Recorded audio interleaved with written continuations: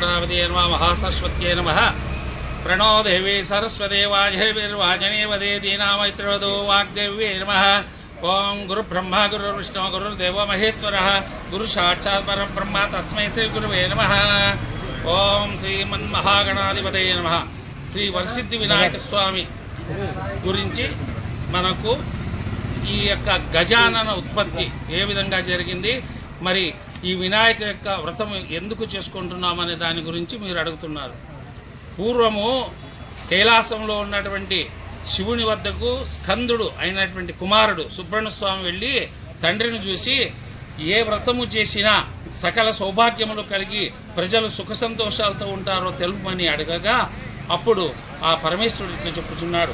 పూర్వము గజాసురుడు అనేటువంటి ఒక రాక్షసుడు ఉండేవాడు.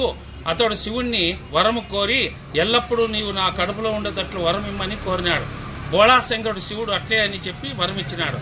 తర్వాత కొన్ని దినములకు పరమేశ్వరుడు కనబడకపోగా పార్వతీదేవి విష్ణుమూర్తి వద్దకు వెళ్ళి నా భర్త లేడు, ఎచ్చట ఉన్నాడు చూసి పెట్టండి అని వేడుకుంటున్నాడు.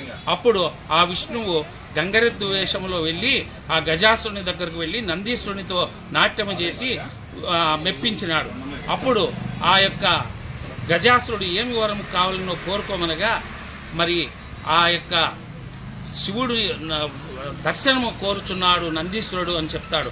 అప్పుడు వచ్చినవాడు మాయా విష్ణుమూర్తి అని తెలుసుకున్న గజాసురుడు వెంటనే ఆ గజాసురుడిని చీల్చి ఆ యొక్క నందీశ్వరుడు బయటికి రాగానే అప్పుడు ఆ యొక్క గజాసురుడు ఒక వరం కోరుతాడు.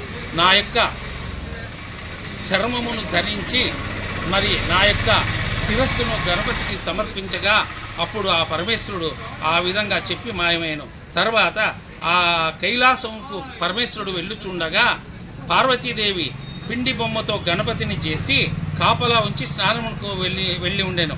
అదే సమయంలో లోపలికి ఎవరిని రానికుండా చూడమని చెప్పి కోరుతుంది.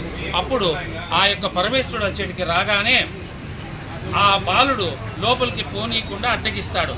అదే సమయంలో ఆ శివుడు ఎన్నిసార్లు అడిగినను కూడా ఆ బాలుడు లోనికి ప్రవేశింపకుండా అడ్డు పలుకుతాడు.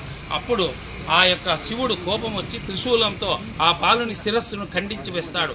అప్పుడు పార్వతీదేవి వచ్చి అయ్యో ఎంత పని చేసినారు, నా కుమారుణ్ణి మీరు హతమార్చినారు, నా కుమారుణ్ణి రక్షించండి బ్రతికించండి అని పార్వతీదేవి పరమేశ్వరుని వేడుకొనగా అప్పుడు ఆ పరమేశ్వరుడు ఎచ్చటనైనా సరే ఉత్తర దిక్కులో ఉన్నటువంటి గజాసురుని యొక్క తల తీసుకురండి అని శివభటులకు ఆజ్ఞాపిస్తాడు.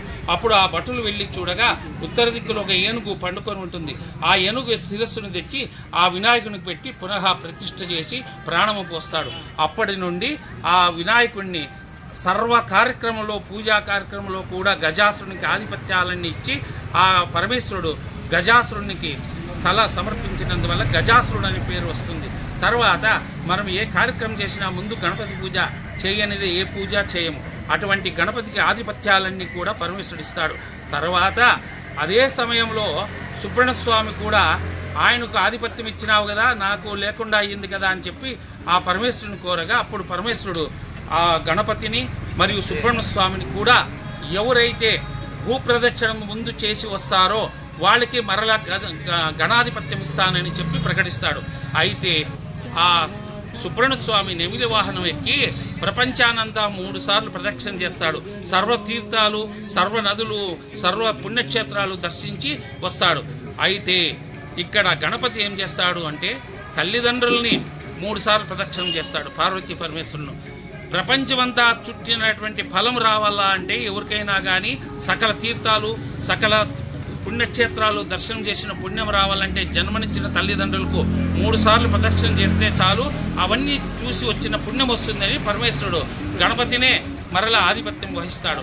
ఆ విధంగా గజాసురుడుగా, గణపతిగా, వినాయకుడుగా, వక్రతుండగా మనకు దర్శనమిస్తూ అప్పటి నుంచి మనము ప్రతి సంవత్సరం కూడా ఈ గణపతిని పూజిస్తూ వ్రతమును ఆచరిస్తూ సకల కార్యములు నిర్విఘ్నంగా నెరవేరినట్లు ఆ గణపతి అనుగ్రహించినాడు.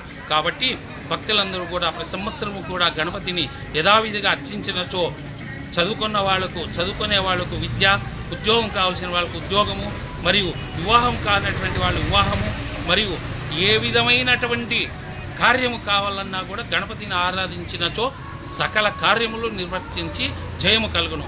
అదేవిధంగా ఆ గణపతికి ప్రీతికరమైనటువంటి గరక, కుడుములు వీటితో గణపతి హోమం నిర్వహించినా కూడా క్షిప్రమేముగా అంటే వెంటనే కోరిన కోరిక నెరవేరునని తెలిపిన వాడాయను.